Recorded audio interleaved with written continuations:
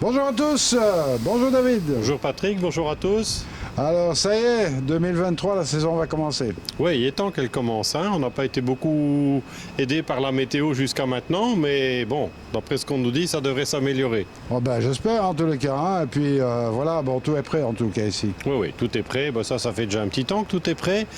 On va faire un petit tour ensemble. Je propose de donner un petit aperçu de tout ce qui est disponible en plantes, beaucoup de plantes. On a rentré aussi un peu plus que les autres années des bassins préformés qu'on doit une fois, je pense, montrer, parce qu'il y a quand même pas mal de gens que ça peut intéresser. Un petit tour du matériel et je propose qu'ensuite on enchaîne vers les poissons. Ah ben écoute, on va commencer ici à notre gauche avec tout ce qui est pierre. Tout ce qui est substrat, pierre de lave et compagnie, voilà. Tout ce qui est bordure également pour faire Les margelles. les margelles et les bordures de bassin en pierre bleue qu'on a dans différentes tailles avec les coins. Juste à côté, on peut voir également les bassins préformés qu'on a en forme rectangulaire, carré, un petit peu plus traditionnel et naturel. Il y a un petit peu pour tous les goûts, avec ou sans bord pour finir au-dessus au niveau esthétique. Bon, évidemment que ce que vous voyez sur les images, la sangle bleue, c'est pour éviter que ça s'envole. Donc ça, beaucoup de plantes évidemment, comme je disais, il y a énormément de plantes de rentrée ces 2-3 dernières semaines. Et puis du terreau évidemment. Tout ce qu'il faut pour les plantes, bien entendu, le terreau, les paniers pour les plantes. Quelques granites. Un tout petit peu de granit, plus beaucoup. C'est quelque chose qui diminue chaque année. La demande diminue et en même temps l'offre, elle suit. Donc il y a de moins en moins d'offres en granit, mais c'est un petit peu logique puisque la demande est fort baissée ces 10 dernières années. On a encore un peu de demande, mais très peu. Par contre, inversement, en plantes, on a plus de demandes que chaque année. J'ai l'impression que la demande au niveau des plantes et l'intérêt au niveau des plantes est croissant. Et donc on essaie aussi de proposer une offre en plantes aquatiques et semi-aquatiques la plus large possible. Donc si on regarde maintenant, on a beaucoup plus de choses que ce qu'on avait avant. Bon, bien entendu, tous les matériaux pour la création, les écolates, les écopiques, toutes les bâches, bien sûr. Bâches, dans le fond, ouais. Les bâches, les filtres, bien sûr. Donc là, on peut peut-être faire un petit tour ensemble. Je propose qu'on repasse par l'entrée et qu'on aille faire un petit tour du côté du matériel où je vais montrer un petit peu aussi les nouveautés. Voilà. Bon, les petits bassins préformés, là aussi, il y en a pour tous les goûts et pour tous les gabarits et également pour tous les budgets. Les gens qui n'ont pas un grand jardin, il y a toujours moyen de mettre des tout petits bassins préformés comme ça. C'est très simple à poser, ça apporte énormément de vie dans le jardin, un peu de verdure, sans nécessairement que ce soit des bassins où il faut mettre beaucoup de poissons. Ça permet de mettre quelque chose de joli et d'attirer un tas d'animaux dans le jardin, que ce soit des batraciens, que ce soit toutes sortes de libellules, des choses comme ça. Il y a quand même une grande biodiversité qui s'installe dans le jardin dès lors qu'il y a de l'eau. Donc des petits bassins, aussi petits soient-ils, c'est quand même toujours quelque chose. Et on remarque que même quand c'est tout petit, un petit bassin comme ça, un petit pied de nénuphar, quelques petites choses à côté, ça fait tout de suite plein d'effets. Exactement, donc ça donne de la vie au jardin, un beau centre d'observation. Oui, tout à fait. Donc ça, après pour ce qui est du matériel, on peut jeter un petit coup d'œil ensemble. Il y a quand même beaucoup de choses. Bon, la nourriture évidemment, là il y a une large gamme. Oui, là on a beaucoup de choses en nourriture. Comme vous pouvez le voir, au niveau des filtres, il y a pas mal de choses aussi. Des nouveautés intéressantes au niveau de la filtration, où on est parvenu à faire des bons systèmes de filtration pratiquement tout à fait automatiques au niveau entretien, rinçage et compagnie. Il s'agit donc de filtres combi, c'est-à-dire tambour et filtre biologique. Donc si on regarde un petit peu plus en détail, bon, tout ça, vous trouverez évidemment sur le site, mais pour vous faire une petite idée, le principe est le suivant. On a donc un filtre qui est en un seul grand compartiment. La première partie est pour la filtration mécanique avec rinçage automatique. La pompe de rinçage est dans le filtre. Et ensuite, on a de la filtration biologique, donc moving bed, c'est-à-dire du calmness, sous oxygène, sous oxygénation, je devrais plutôt dire. Donc on a un diffuseur dans le bas qui oxygène, donc l'eau entre là, elle doit traverser le tambour. Du tambour, lui, évidemment, son rôle, c'est de retirer 95% des particules en suspension. Dès qu'elles sont retirées, elles ne sont plus en contact avec l'eau, ce qui fait qu'il ne faut plus les transformer. Et là, on a la filtration biologique, calmness et tapis japonais qu'on vient mettre. Et donc on a quelque chose de relativement facile à installer, de tout à fait automatique et pratiquement sans entretien. Bon, on va dire 95%, c'est pour la Belgique. En France, ça sera plutôt 95%. Voilà. Donc dans différents gabarits, hein, pour des bassins plus ou moins grands, il y a beaucoup de possibilités. On peut aller jusque des très très gros bassins. Le fait de nettoyer automatiquement dès le départ, dès qu'on entre dans le filtre, ça offre des énormes avantages. Avec notre partenaire pour ces filtres-là, on a réussi à faire en sorte que tout ce qui était composant, c'est-à-dire détecteur de niveau, tout ça soit de qualité industrielle. C'est du très bon matériel qui est très fiable et ça évidemment c'est important. Un filtre à douche aussi. Filtre à douche aussi, oui, ça on a une demande qui était croissante chez les amateurs de coille et de gros bassins assez forts. Un filtre pression. sous pression, voilà, pour des gens qui veulent par exemple installer le filtre en dessous du niveau d'eau par exemple, ou en tout cas qui souhaitent l'enterrer ou en partie pour le rendre le plus discret possible. Donc ça c'est une bonne solution. Bon, évidemment qu'on a tendance à diminuer fortement le volume d'eau qui peut être traité par rapport à ce qui est indiqué sur les boîtes. Hein. Le fabricant là indique 36 mètres cubes, on n'ose pas conseiller ça pour 36 mètres cubes. J'ai envie de dire, on divise ça par 2, voire par 3, et alors on a quelque chose, et c'est pas non plus un système de filtration qui est adapté pour des bassins avec beaucoup de coille. Hein. Soyons clairs, des bassins implantés avec un peu de poisson, pourquoi pas des bassins à coille, c'est pas fait. Ou des poissons rouges. Ou des poissons rouges, voilà. Voilà. Ouais. Bon, pour les préformés, c'est l'idéal.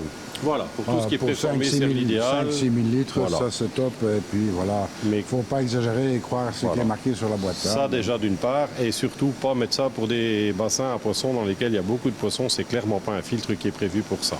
Exactement.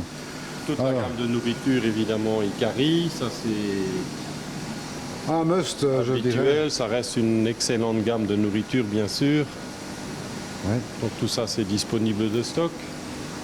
Alors encore quelques filtres ici. Oui, tout ce qui est filtre encore multichambre, bien entendu tous les UV adaptés. Enfin, il y a beaucoup de possibilités au niveau filtration. Et alors maintenant, on va arriver dans la partie qui va nous concerner un petit peu plus aujourd'hui, c'est les poissons. Donc je propose qu'on fasse un petit tour et qu'on montre un petit peu ce qu'il y a. Ah ben restez avec nous. Allez. Alors premier bol ici. Oui, effectivement, un premier bowl. On va commencer en douceur. Pardon. Il s'agit d'un petit mix de Gosanke de chez Marudo, où on a un excellent rapport qualité-prix pour des petits Showa et des petits Kohaku.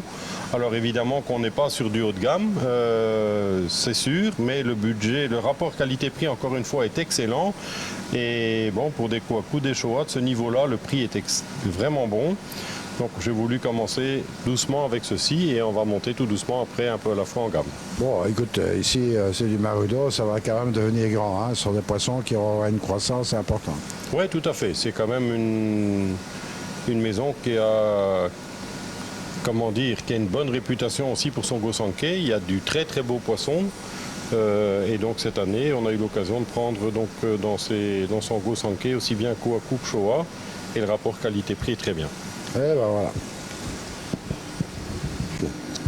Alors ici, David. Alors deuxième petit bowl d'un de nos éleveurs favoris qui est Shinoda, qui est très connu évidemment pour tout ce qui est Doitsu et les Yutsuri.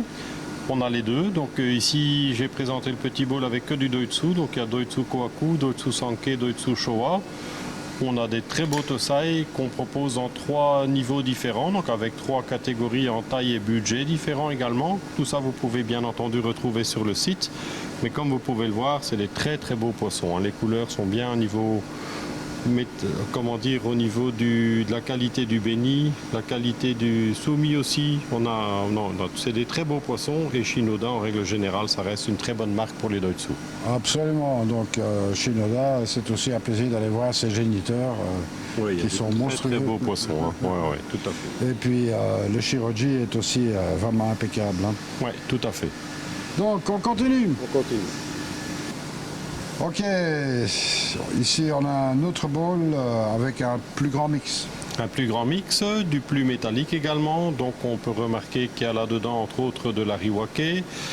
Il y a quelques Doitsu aussi, donc ça c'est clairement pour les gens qui recherchent de la couleur, du brillant, du métallique. C'est pas du tout la même chose que ce qu'on a pu voir en commençant, c'est-à-dire du Go-Sankei, mais il y a quand même beaucoup de gens qui recherchent ce genre de petits poissons. Et là on est à nouveau sur donc c'est du Maruzaka avec un excellent rapport qualité-prix encore une fois.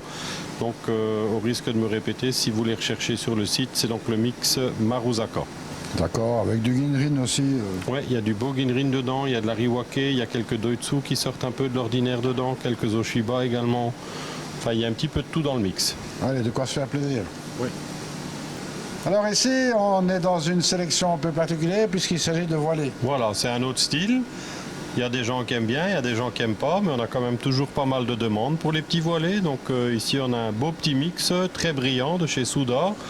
Donc c'est pas mal. Encore une fois, l'objectif de proposer un très bon rapport qualité-prix, je pense qu'il est atteint. C'est des très beaux petits poissons.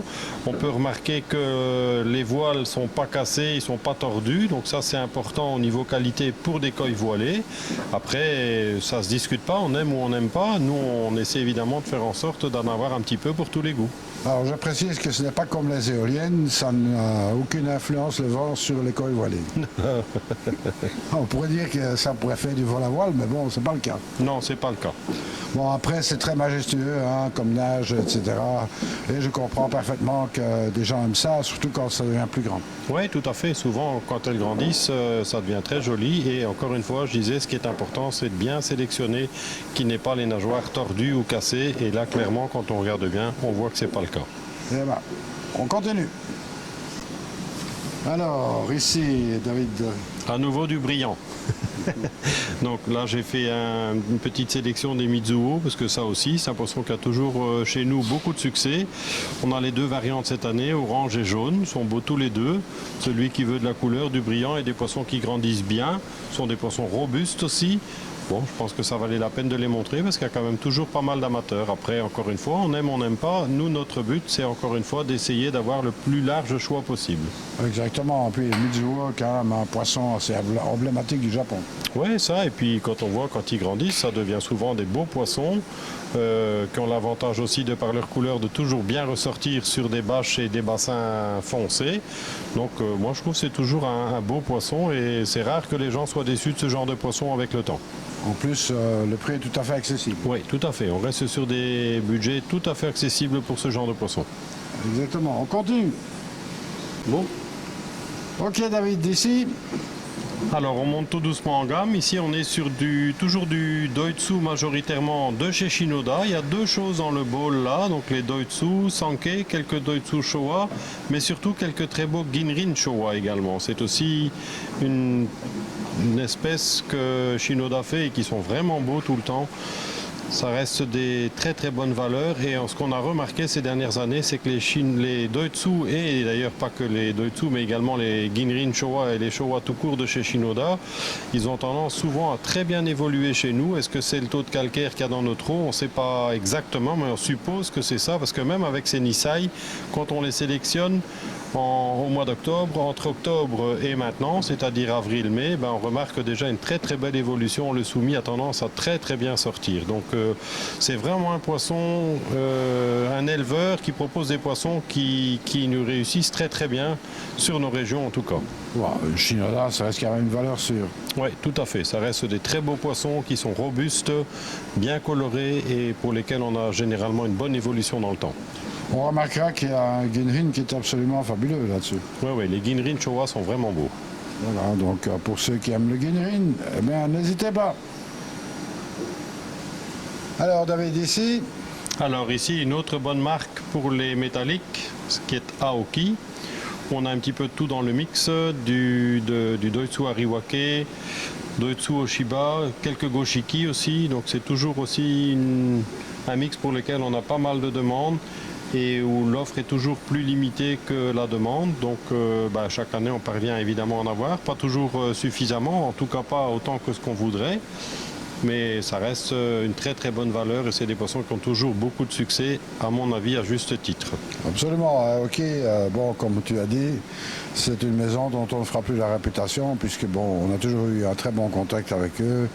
Et ce sont des gens vraiment charmants. Et nonobstant ça, ils font de très très beaux koi. Ah oui, tout à fait. Alors ici, David, plus conventionnel. Oui, tout à fait, mais j'ai voulu les montrer parce que c'est un excellent rapport qualité-prix de nouveau. On a un mix ici avec du Yamabuki, du Shagoi classique et du Ginrin Benigoi. Tout ça de chez Marusei, donc évidemment que ça c'est un des plus grands éleveurs au Japon. Pour tout ce qui est classique comme ça, on a quelquefois des très très beaux poissons, que ce soit les Shagoi par exemple ou les Benigoi, on trouve quelquefois de très très beaux poissons chez lui. Alors là évidemment ici c'est du Tosai, donc le but ici c'est d'avoir un excellent rapport qualité-prix. Et je pense qu'on peut dire que c'est le cas. Bah oui, en général, chez Marusei, c'est tout à fait accessible. Oui, tout à fait.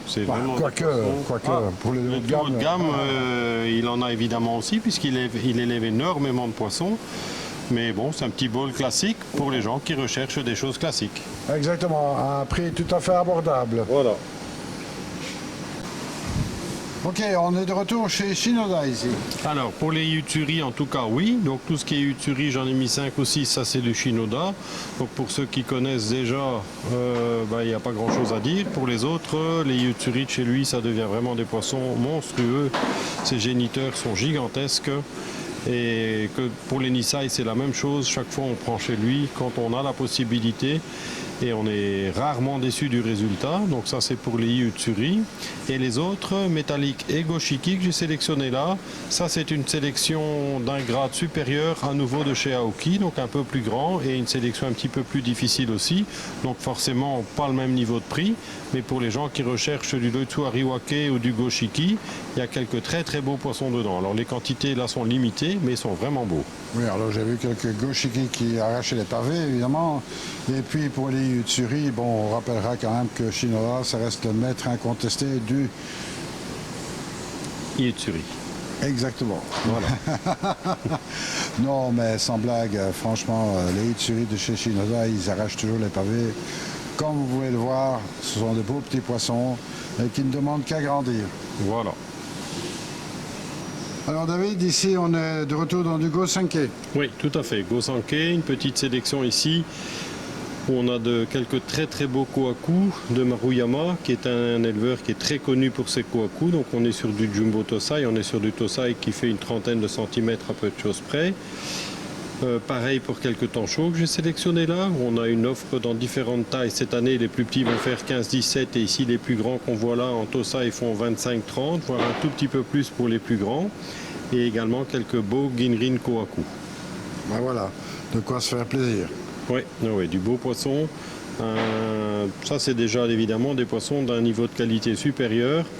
Évidemment que le budget va avec, mais encore une fois, le rapport qualité-prix est très bon. Ah ben oui, bien sûr, un superbe Ginrin pour ceux qui aiment le Ginrin. Ben voilà, des Kohaku qui en jettent et les Wagoi classiques ne sont pas moins beaux pour autant. Non, pas du tout. C'est différent, mais ils sont très beaux tous les deux. Alors ils ont un sashi absolument incroyable. Le kiwa évidemment, ça reviendra plus tard, hein, puisque bon, ce sont des jeunes poissons. Le kiwa, ça revient toujours quelques années plus tard. Oui, tout à fait. Voilà. Alors David, ici on est dans un spécial Big Scale comme on appelle. Oui, tout à fait. C'est assez spécial, effectivement. C'est quelque chose qui reste difficile à trouver. On a quand même pas mal de demandes. Les Nisai, quelquefois, on arrive à en voir à des prix qui sont exorbitants. Ici, on a pu avoir en petite quantité des Tosai qui font 25 cm à peu de choses près. Donc, comme vous pouvez voir en image, c'est des très grosses écailles. C'est gris métallique brillant comme ça, c'est assez spécial. Non, c'est vraiment quelque chose de particulier. On n'en a pas beaucoup. Je pense qu'on en a une petite vingtaine, pas plus.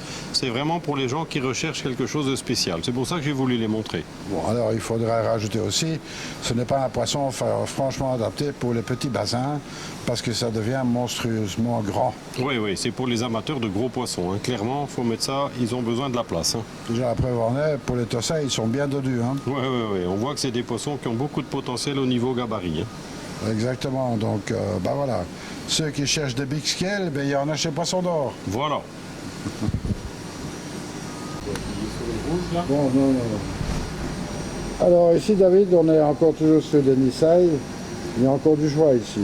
Oui, oui, il y a encore bien du choix en Nissaï. Bon, ici, on peut faire un petit aperçu dans les bassins comme ça.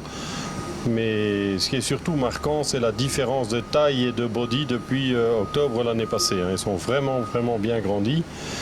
Mais c'est évidemment lié au fait qu'on les maintient à bonne température. Il y a des distributeurs de nourriture, donc il y a vraiment beaucoup de choses. Et des poissons qui ont vraiment bien pris en gabarit. Maintenant, je ne sais pas si on les voit bien à l'écran. Bon, évidemment, tous ces poissons, vous les avez visibles sur le site. Là, je pense qu'on a évidemment le problème du reflet de la toiture de la serre dans l'eau. Mais pour ceux qui recherchent des Nissaï et des Sansai, oui, on a encore effectivement des très très beaux poissons. Alors, je rappelle quand même que si vous voulez choisir un Nissaï en toute sérénité, ben, il faut le voir dans un bowl. Oui, d'ailleurs, on peut éventuellement prendre le temps de faire quelques petits bowls, c'est pas le problème, parce que là, au niveau rendu, évidemment qu'on n'a pas une bonne idée de ce qu'il y a. Ça donne une idée de la quantité, mais on ne sait pas vraiment apprécier la qualité des poissons comme ça. D'accord. Ce qu'il y a, c'est que, en fait, vous retrouvez toutes les photos de tous ces poissons sur le site, évidemment. Mais je vous dis, si vous êtes vraiment intéressé par un poisson, sauf si vous le faites expédier, évidemment, vous avez quand même intérêt à le mettre dans un bowl pour pouvoir l'examiner de plus près. D'ailleurs, je pense que ça ne pose pas de problème ici. Non, non, non, bien sûr. Bien sûr. On va voir de l'autre côté.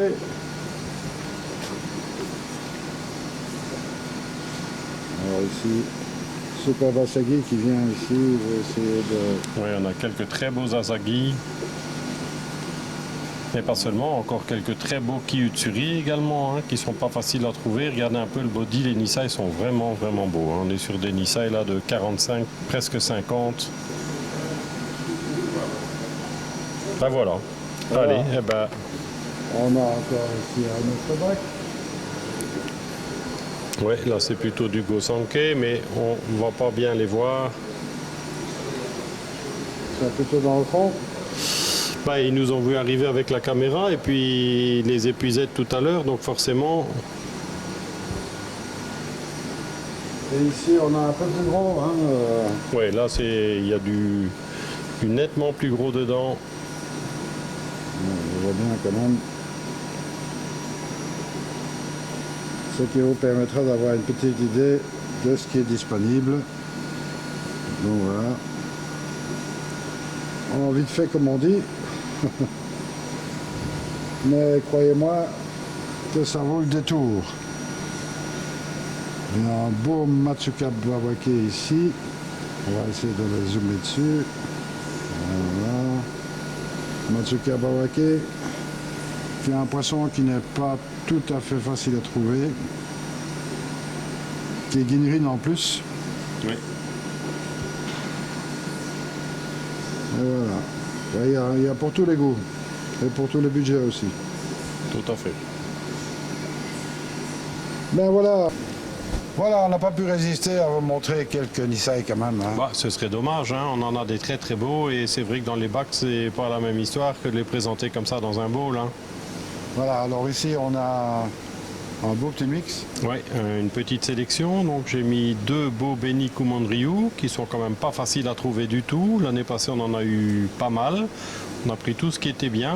On a eu la chance d'être chez l'éleveur au moment de la récolte, au moment où il est ramené du mud pond. On a pu choisir en premier. Et donc on a pris tout ce qui était vraiment beau. Ensuite là on a dans le bowl également 2 beaux Goshiki. Donc Tansho Goshiki et Goshiki classique, qui sont aussi des très très beaux poissons. Vous voyez un peu le body, et on est sur des Nissaï, mais c'est des Nissaï qui font 45-50. Et alors on a également un Doitsu Showa de chez Shinoda. Alors ça, on n'en a plus beaucoup de disponibles, il y en a encore quelques-uns qui sont beaux. C'est la même chose, on est toujours assez sélectif, donc on choisit tout ce qui est bien. Mais je veux dire que les Doitsu de chez Shinoda, et que ce soit les Sankei ou les Doitsu Showa, ils ont toujours beaucoup de succès. Et donc chaque année, c'est des poissons pour lesquels on a plus de demandes que ce qu'on arrive à trouver. Bon alors, moi je vous conseille d'aller voir les vidéos qu'on a faites à l'automne hein, avec Sequoia. Ben voilà, c'est de ta faute hein, David. Hein, s'ils prennent du body et de la taille, c'est parce que tu les nourris. Ah, c'est le but, hein. Ils ne sont pas censés être au régime parce que c'est l'hiver. Hein. Donc chez nous, on donne à manger, on chauffe bien sûr, et on les nourrit convenablement tout l'hiver, et évidemment qu'on le voit au niveau du body des poissons. Exactement. Allez, on continue. On continue. Ouais. Alors ici, David... Alors ici un bowl avec un niveau de qualité supérieur. Je vous parlais tout à l'heure quand on a montré les Tosai de Shinoda. Ben là vous voyez un petit peu qu'est-ce qu'on peut trouver chez Shinoda. Ça sont des Nisai, donc ce sont des poissons qui sont âgés de 2 ans et maintenant évidemment un peu plus. Hein. Ils ont eu 2 ans quelque part en octobre, si je peux, enfin au mois de mai, on devrait plutôt dire, pas en octobre, au moment de la récolte. Et donc là, vous voyez un peu les gabarits. Pour vous donner une idée de la taille, on est sur du 45-50. On est toujours donc sur du très très beau poisson, niveau de qualité qui est vraiment assez élevé. Donc les 4 viennent de chez Shinoda et vous voyez un petit peu le body, c'est vraiment des très très beaux poissons. Hein. Pour le futur aussi. Non, c'est vraiment, là on est déjà sur du nettement plus haut de gamme. Andoitsu et le Ginrin Tancho, niveau body, tout ça, et la qualité du Ginrin est vraiment bien. Hein. Absolument, donc ici c'est vraiment pour se faire plaisir. Bon, je vous conseille vraiment d'aller revoir les vidéos qu'on avait faites au mois de novembre, si je ne m'abuse. Oui. Et puis on peut voir la différence, évidemment. Là, au niveau body, il y a beaucoup de différences. Absolument, ils ont passé un hiver confortable. Voilà, on peut dire ça. Et puis bien nourris aussi. Oui, ben, ça va ensemble. Hein. D'accord, et puis voilà, on peut voir le Showa, il est vraiment exceptionnel. Hein.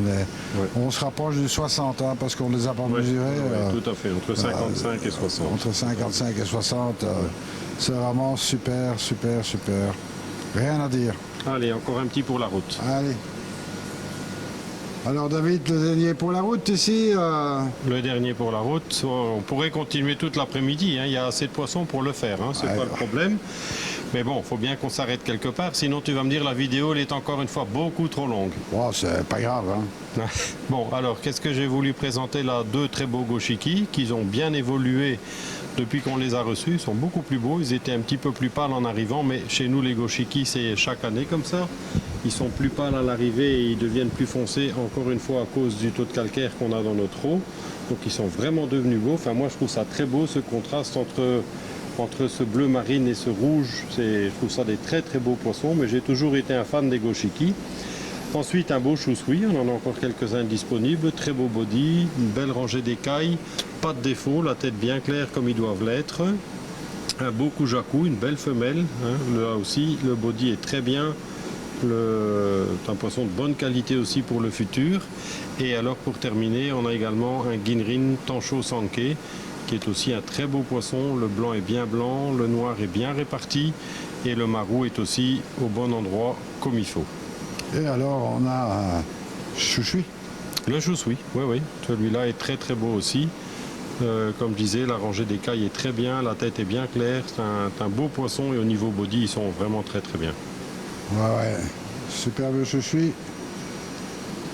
Donc voilà, je rappelle au passage que si vous cherchez quelque chose de particulier, n'hésitez pas à demander. Hein, on ne sait pas tout montrer sur une vidéo comme ça, mais le but étant de vous donner une petite idée et celui qui a la possibilité ou ceux qui ont la possibilité, c'est évidemment toujours mieux si vous pouvez faire un saut sur place. Comme ça, vous pouvez les voir en vrai. Exactement, et croyez-moi que ça vaut le déplacement. Ben voilà. Eh bien voilà David, nous voilà au printemps 2023. Ouais.